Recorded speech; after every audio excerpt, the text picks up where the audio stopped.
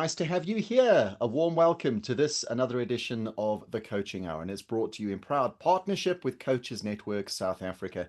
I'm Paul Rotherham, and I'm joined as always by Marika and Mary, the three of us together, working to bring you some fabulous content from the world of coaching here in South Africa. Well, I say South Africa, but we've actually had a few international guests as part of these podcasts as well. So basically, we reach the world, and wherever you are in the world, it's lovely to have you here for the ride. Welcome.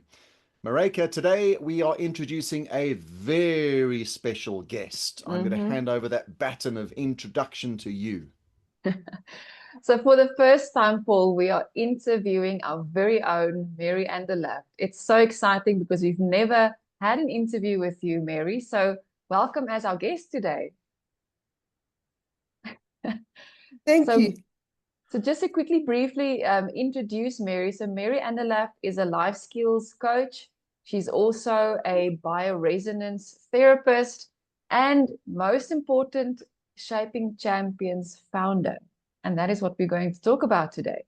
So Mary, for the first time as our guest, before we get into our topic, quickly tell the listeners and everybody that's watching, who's Mary and how did you get into the coaching space? There's a lot to say, but I'll try and put it into a small box. So I came from a very difficult background when it came to communication, because both my parents immigrated here.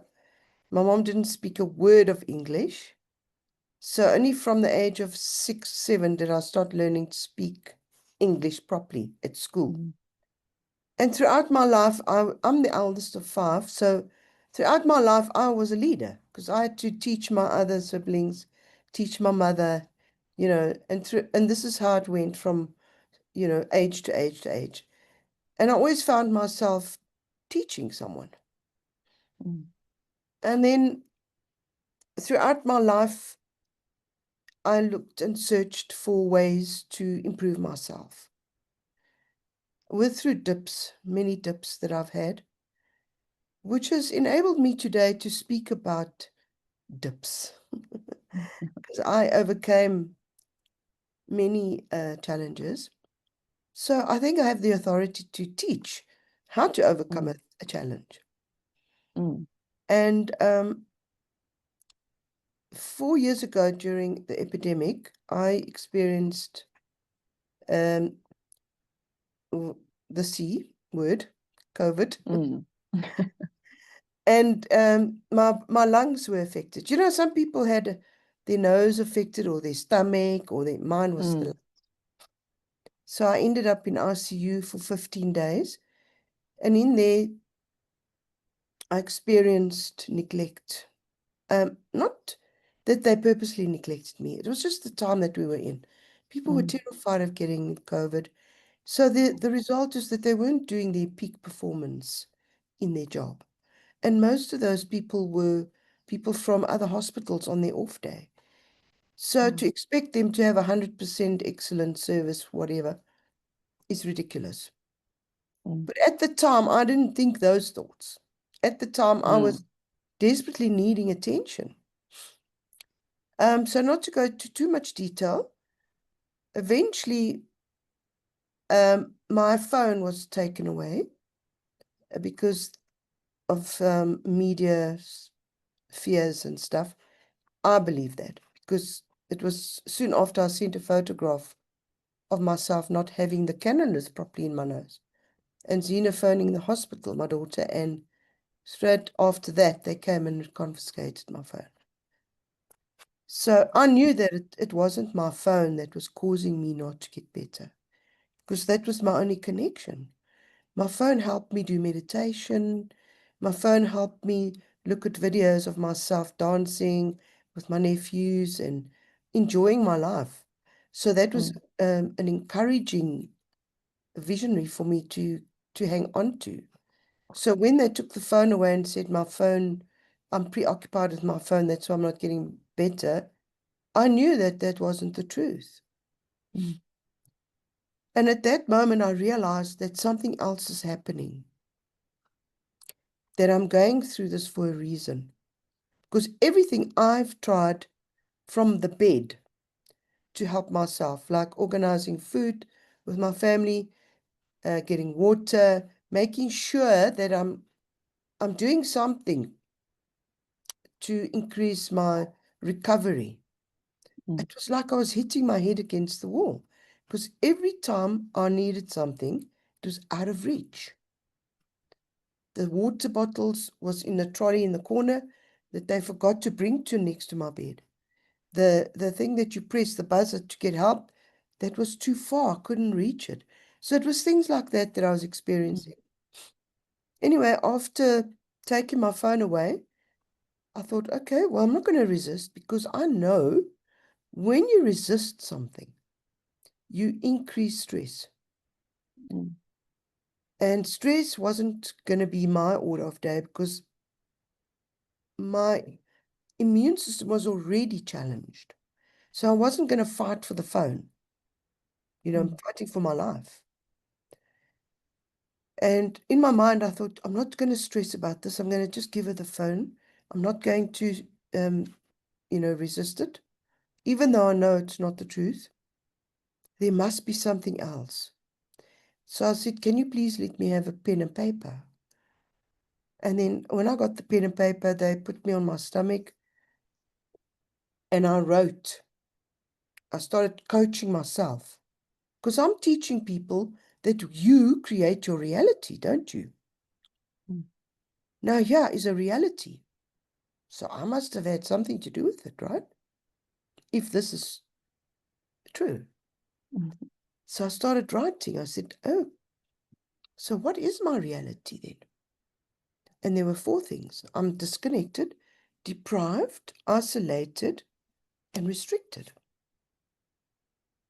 So this is the reality. So what is it in me that's creating this reality? There's something in me, because everything that I'm doing is being sabotaged. So, and me knowing about the energies and quantum physics and how it works and your thought processes, I was in that space of being curious about how I could be creating this reality. And so I asked myself, what is it in me that is creating this reality? And immediately I got this memory of when I was 5. When I was 5, I was taken to hospital because I had a disease called Perthes disease. It is the lack of blood flow from one bone to another. And that caused my leg to be shorter than the other leg. So my father took me to a specialist, and they said the treatment is going to be weights, to hang weights, to pull the leg out, because I was young enough to my body to redo this bone. Excuse me, I just want to get some water. And so what happened was, in this moment that I started feeling that same sensation, that same experience, as if it was happening right there then. Like I was going through this whole scenario all over again. And I saw myself pulling, screaming and shouting and kicking and spitting and biting and not wanting them to take me away from my father. Then eventually they got me off, and I was screaming all the way to this ward. They took my clothes off, put the hospital clothes on, and took my panties off. So that humiliated me. I felt the humiliation, and I didn't know what was happening. I mean, this memory was amazing, because it was like I was living it. And no one explained to me that, you're going to go into hospital. It might feel a bit scary, but blah, blah, nothing like that. And then I stayed there for a year. I was A year. I was separated from my family. That ward didn't allow visitors, only parents. So no siblings, no children, no visitors like that, only parents. Now, my parents didn't own a car. My father worked from 7 to 7. My mom was pregnant and 2 other kids. She couldn't speak English. So I was completely isolated, separated, and deprived and disconnected because the language was Afrikaans. I mean, I could hardly speak English properly. Now I've got to listen to Afrikaans, you know. Mm. So it wasn't a bad thing. I learned to speak Afrikaans in that year. And those feelings of isolation and deprivation is what I was experiencing in that ward. And then I asked myself, what am I feeling? Because it's the emotions that causes the frequency, isn't it? Mm. So I wrote down 10 feelings. The first one was anger, deep, deep, deep sadness, resentment, sorrow, betrayal, abandonment, disconnect, you know, all these feelings. And I was sure, I didn't realize I had this in me. So what am I going to do about this? I don't want it in my body. What am I going to do? So I'm constantly talking to me. Mm. And it felt like there was 3 of me. This is so weird. But it felt like there was 3 of me. There was this person that's lying in the bed. Then there was this other me that was inquiring. And then there was this other me that was answering me. That's what it felt like. Mm. So I heard this in my inner voice. You must forgive, Mm. and let go. And be still and know that I am God. I thought, yo, okay, I'm forgiving everyone. And I've called them out. Forgive, forgive, forgive, and let go and let go and let go. And then I felt this immense sense of absolute safety and peace, you know. It's unreal, the feeling of peace. It was, if I think about it now, it's like a safety net. You know, like that you fall, but you get caught. You know, that kind of feeling. I thought, yo, that's amazing. Anyway, the night before, the hospital told Zena that she must prepare for the worst. That morning, a doctor came and said, I don't know what you're doing, but don't stop because your oxygen has improved immensely. We're going to lower your oxygen for 2 hours to see if you're stable. And if you are, we're going to send you downstairs to recovery. So I thought, well, that's good news. 2 hours came and went, and off I went to the recovery room. Now, in this paper that I was writing, on this paper that I was writing, I wrote a lot of things. I wrote how I was feeling, you know, and how I was relating it to a bird, like the eagle. I felt like all my feathers were plucked, and that my beak was being shaven off, and my claws were being, you know, cut. And then underneath it, I wrote, but my feathers are going to grow back. My beak's going to grow back and my claws will grow back. And I will live for another 30 years. That's what I wrote on this paper. Wow. So I get downstairs and there's this lady, she's about 92. She's sitting in the, lying in her bed. And she's saying, hi, my name is Maria Magdalena from the Bible. And I'm 92 and I have no codependencies.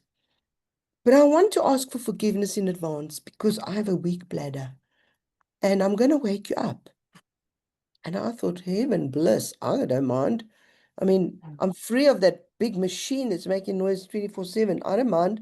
She can come 10 times to the toilet, you know. This is what I'm saying it myself. And you, my dear, what is your name? So I thought quickly. I thought, well, I must be Mary from Mary the Virgin in the Bible because my name's Mary. And she laughed. And then she said, and how old are you, my girl? And I said, 68. She said, enjoy your youth.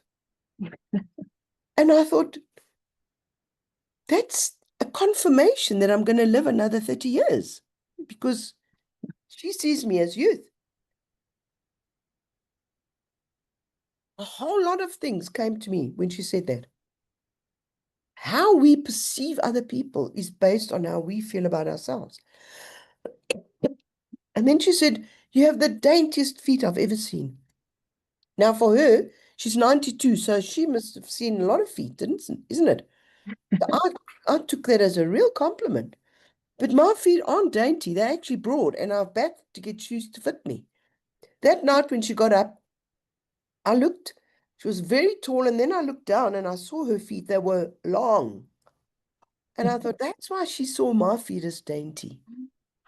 Yeah. Anyway, so from there, I went home and recovered. It took 3 months, and there were caregivers. And it was there that I established an understanding and a compassion for 80% of our population.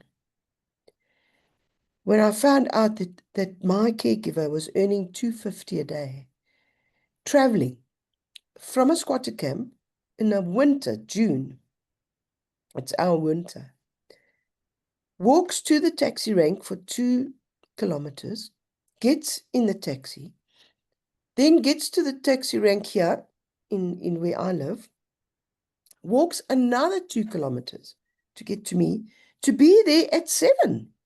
Because if she's not there at 7, she will get fired. And then with vigorous, passionate enthusiasm, take care of me. Rub me with cream and help me, so much. And when she told me how much she was earning, I cried. Because I was paying 25,000 Rand a day in the ICU. And yeah, I'm getting excellent care for 250 Rand. I just thought, no, this is wrong. There's something wrong with humanity. How can 80% of the population be struggling when there's a handful of people that are creaming it and not even giving the same value? I thought, no, there's something wrong. I've got to do something. This thing that happened to me was for a reason. I need to see what I can do to uplift and get people out of poverty thinking, because poverty is in the mind. I knew that. So how am I going to do this? Anyway, I said to her, to Winnie, her name was Winnie. I said, Winnie, when you're done here and I'm better, I'm coming to visit you. She said, oh, they all do that. They all say they're coming, but they don't come. Anyway, the day came and I went. I was so humbled at how she lived. She made do with such little. She even had a little vegetable garden and, plastic sheeting to stop the rain from damaging her furniture on the walls. Like, made a plan to live comfortably and always smiling. And yeah, we are with luxury. We moan about the smallest things. We take for granted what we have. I thought, this is just something I've got to change. And then I said to her, please get me 10 people. I want to start this group. And I managed to start with 4. She asked about 10 people, but only 4 people came. And it didn't discourage me. I thought, you know what? I'm going to take a snail pace. If I get 4, that's fine. They can bring me 4. And I'll grow like that. Now it's 4 years later, and today we have 10 branches in the townships. Wow. And there's facilitators teaching, copying and pasting. People are getting transformed. And it's absolutely exhilarating to see the success of people's lives changing. So what we do is we teach them how to think, how to meet their challenges, how to value themselves as beings, and how to speak to themselves and not to degrade themselves, and not, doesn't matter what your circumstances are. Everyone's a magnificent being. We all can imagine, all can dream, we can all speak. Well, some people can't speak, but most people can use their voice to generate currency, or I'll call it currency, but generate frequency to create your reality, just like I did. Mm. And so that's what I teach. And it's working. This lady, she was absolutely overwhelmed with the program. And she wasn't employed. Very well spoken, but had a lot of anger and lots of other issues. Anyway, I sent her CV into a company. She got the job, and she's still there. It's 3 years later. She's had a baby. She's still there. She's doing so well. She is an asset to the company. Mm. You And know, this, Mary, is someone who was taken literally out of nothing, out of a poverty position, a situation where she had very little, but what she did have was the willingness and the open-mindedness to learn. yes, absolutely. Sure. I don't think she was in a poverty situation, but she was in a situation where she didn't have a job, and it was very hard for them, to It's um incredible because visually, if I were to have looked at that photograph out of context, I would have said that she's an extremely successful businesswoman. I mean, she looks superbly well dressed. I can't see the writing on the certificate, but be that as it may, that looks like someone who has been flourishing for years and someone who is perhaps an entrepreneur who's got a great product or service. And just looking at that visually, it says a lot about her, I think. Mm. yeah, absolutely. And it was so weird. I mean, they didn't know these colors, and look at her colors, they just matched everything. Oh, beautiful. And Incredible. like her story, Mary, I'm sure you've got hundreds of success stories, similar, I've got hundreds. and I've got people that came depressed and wanted to commit suicide, yeah. that are now in a job serving community. The one lady, that she was a product of rape, and her mother rejected her because she looked just like the rapist, who was the uncle of the mother. Sure. Mm.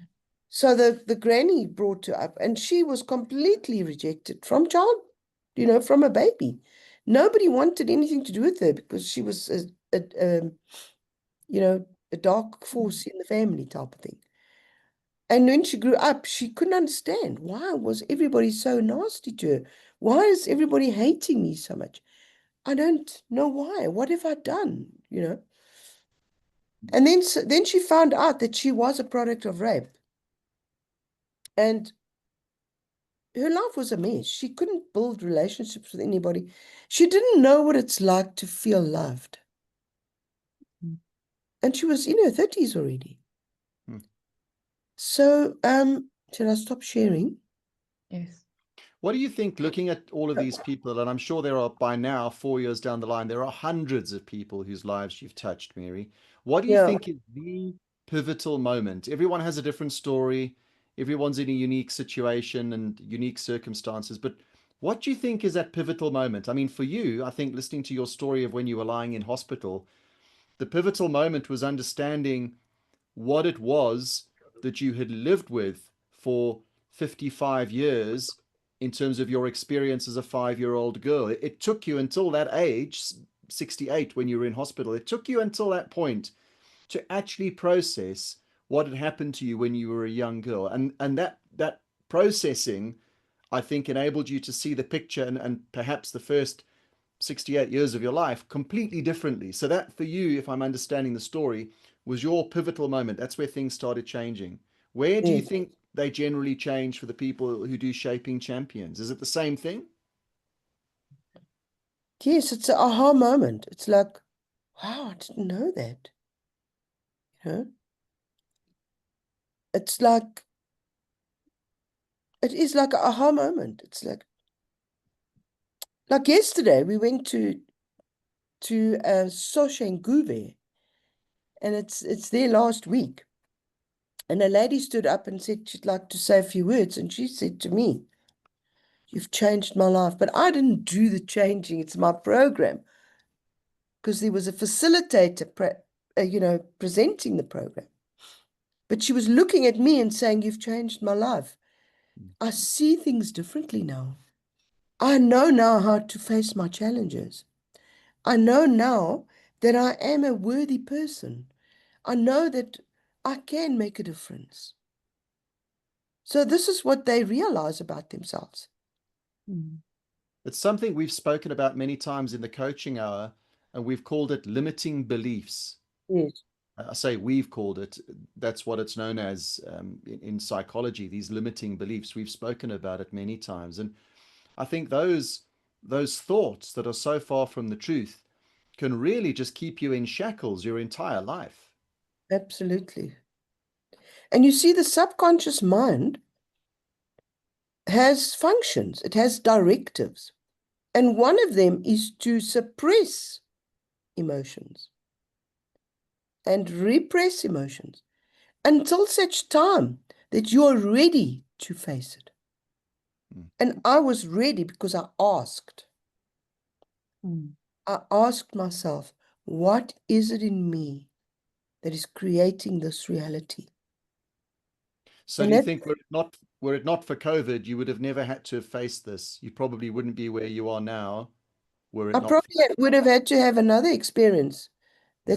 that is so shocking as that. You know, life, we think life is hard, but life's a journey. Every experience that you have is just a journey. You're moving from one experience to another experience, and then it's gone. It's not there anymore. But if you're not processing your trauma, you're building it up in your subconscious mind, and it becomes a mountain that you're carrying with you everywhere, not even knowing that you're actually being governed by all these little traumas that you've kept inside yourself. And it takes, I'm going to call it a life shock. It takes a life shock for you to say, what? What's happening? Why is this happening? You know, and if you didn't have the life shock, you'd still be in La La Land. Yeah. You know? That's why so many life-changing events in people's lives follow a traumatic experience. Yes. That was the catalyst. You know, my dad's fall, for instance, he had a terrible fall a month ago at Parkrun.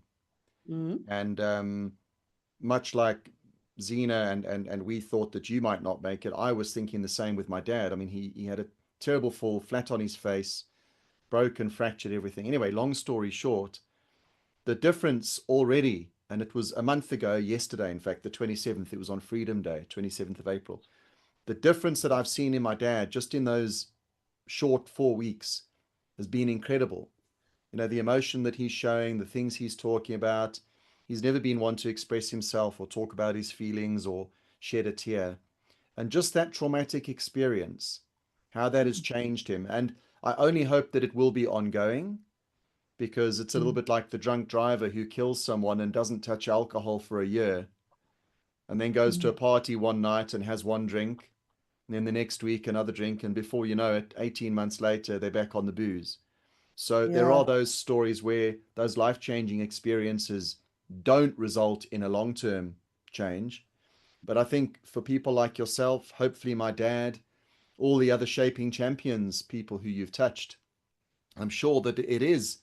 And even if the behavior isn't 100% where it should be, I It's think that moved. there are, yes, there are some shifts that have happened. And And those shifts, even if it's just in how we think and how we perceive, those shifts ultimately will lead to big change. So well done. I think your story is incredible. I mean, you're my mom-in-law, and I don't think I've ever heard you tell this story. You didn't Really? ask. I I didn't thought you ask. have heard it many times. You have No, to I mean, ask. I I don't obviously Wow. think, knew I knew I Mary's don't, journey and I knew that she was in hospital and was fighting COVID and I sort of followed the sequences of when Shaping Champions was born, as it were, but I haven't actually heard it told in a story like this, and it's Mm, lovely. I'm not at all surprised, Mary, that Shaping Champions is growing like it is. I'm really not, because I'm a firm believer that when you do something from the point of knowing that you've experienced it and it changed you, therefore it can change other people, I think you're destined for success. That is mm, your why, as Simon yes, Sinek mm, said. If you read the book or absolutely. seen the videos. And The I tell them why. that. I tell them that. I say to them, I'm alive to help you. I should have Yeah. been dead. My mm. life now is to serve humanity. That is my life. And when I'm 98, I'll say good night and goodbye, and I'll die in my sleep. That's what I'm Wow. going to do. I wrote it in the Wow. book. Wow, that's amazing. Well, thankfully, we've still got another 28 years or whatever it is. Yes, we do. Wonderful. I had Sure. another young man, his mother brought him, and she didn't want to stay for every time, you know. So I said, it's fine, you can stay today. Anyway, and I give these cards at the end of the session. I let them choose a card because I believe that whatever you read is a message for you. Otherwise, you Mm, wouldn't read it. And if you take a card, it's your engagement with that card as well.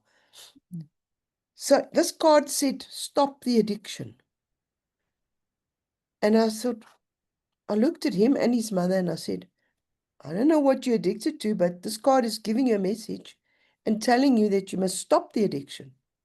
Well, his eyes went this big, her eyes went this big. And I thought, well, only you know. And I walked away. And throughout the whole course, he was very attentive. He came, he never missed once. And at the graduation, he stood up and he said, he's so happy that he came, that he no longer fears anything. He no longer fears speaking up. He will say his say with respect, and he honors himself, and it's a whole lot of beautiful things. And then he called me aside afterwards and he said, do you remember when I drew that card? I said, yeah, I don't forget that one. He said, I was on cocaine that day sure. and I've never touched it again. Mm, Do you know how that blew me away? He didn't go for powerful. rehab. He didn't go for, you know, Mm, psychological assessment or psychiatric assessment. sure. He just changed his life. And now Mm, he was a professional soccer player, and his parents didn't want to sign a Spain trip. He wanted to go to Spain, and he was able to go, but they didn't want him to go. So he threw all his toys out the cot and went on the road to destruction. So now what he's doing is he's volunteering to coach little boys to play soccer wow. Mm, instead of sitting at home taking drugs. Sure. that's And I'm sure amazing. just as you shared your story, he'll be sharing his story with them and hopefully keeping them on the straight and narrow through that. Mm, Yeah. And his Sure, mom sent me a voice note later. She just couldn't stop thanking me. She said, I've got my son back. sure. You know, those are the rewards that I wake up in the morning waiting for to hear. You know, mm, it's what keeps me Wonderful. alive and energized. sure. Well, Mary, now you are making a real difference in the country. You know, if there's people that makes a real difference, it is this. You know, not handing out freebies. It's literally changing lives, changing their mindset, um, changing their perspective. And I really hope and pray that it will have a huge ripple effect, you know, sooner than later. Yeah. But yeah, it's amazing. Yeah, Thank you so for sharing. it's my Uh, pleasure. Mary, if someone is listening, sorry, Paul, that wants to enroll in this program, that's maybe listening to this, that is unemployed, don't know what way forward, like how can they get in touch with you? There is a link for each area, Mm, but we have got a website. Zena's busy doing it, making it more web friendly, you know. okay. In the meantime, they can contact me. And my number, Okay. should I say? You Is it can if right? you are open for a lot of calls. Well, they can't phone me. They must WhatsApp me. Okay. Because phoning, I can't answer the phone. I'm busy. Yes. Yeah. But WhatsApp. then when they WhatsApp me, I will look through my WhatsApp every day. Okay. Um, so it'll be, I'll tell you what, they can actually email info@shapingchampions.co.za. There Oh, you go. nice. Much better. Yeah, Mm, info@shapingchampions.co.za. yes. Perfect. Because And hopefully, I think Google most people these days do have access to email, even if it's from a phone. smartphone. Yeah, yeah, So info@shapingchampions.co.za. yeah. Mary, They thank don't you for only being my have shape. guest. Sorry, can I just add, just for Mm, the listeners, they're not only learning Mindshift changes, that after that they go to skill. Then they learn how to do Microsoft, Excel, PowerPoint, how to navigate Google Drive, and how to prepare themselves for an interview.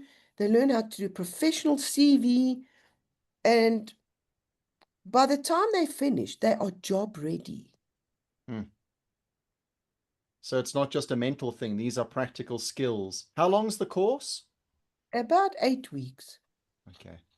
And is Yeah. that a couple of days a week or just once a week? Every day in the townships. Okay. And my course is always on a Saturday. I do it on a Saturday. Okay. So you But need to be prepared to commit to 8 weeks, which in yes, the bigger scheme of things, it's 2 months. nothing. If you're not yeah, prepared to sacrifice 2 months to potentially change the rest of your life, then yeah, yeah. There's a Pick and Pay that is employing all the shaping champions from a certain area, wow. Wow. and they will not take anybody that hasn't gone through the program. So if Sure. somebody comes there that hasn't gone through the program, they just send them to us. That's fantastic. That's That's a huge amazing. accolade. Yeah, so they've got about 20 people. So when our facilitator goes in there, hello, hello, hello, all her people are there. She, And it's probably destined to become one of the best supermarkets around because of the caliber of people that they're Mm, employing. yeah, no, listen, yesterday she phoned, she said, please, can I have 10 CVs? what? Wow. This is Yeah, wonderful. and You know, that's I what was yeah, I yes, was carry listening to a podcast just yesterday with Jordan Peterson and Dr. Ernst Roots, the South African, he makes films and documentaries. on. And he gives a quote. He says that a South African investor was asked recently, what should we be doing as South Africans if we want to make money? And his answer was very simple, this economist. He said, you should be doing anything that you would normally expect the government to be doing because they're not going to be doing it. And the Mm. fact that they're not doing it leaves a massive opportunity for the private sector to step in.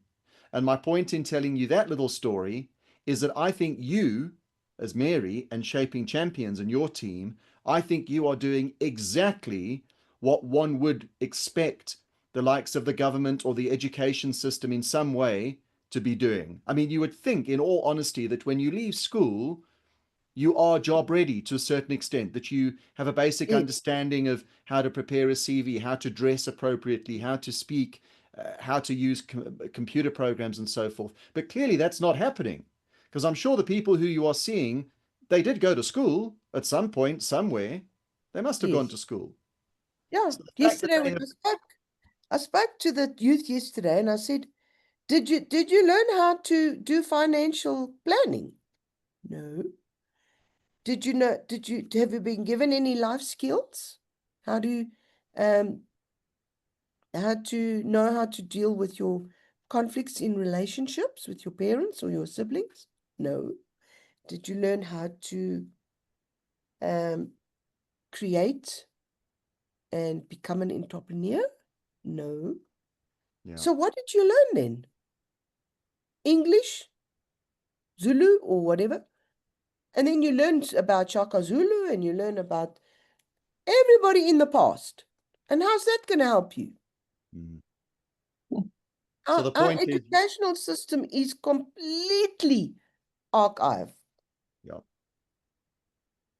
And that's a conversation for another day. But I think in summary, you are most certainly filling a gap and you're providing a service that really can benefit people. And the proof is in the pudding. It really is.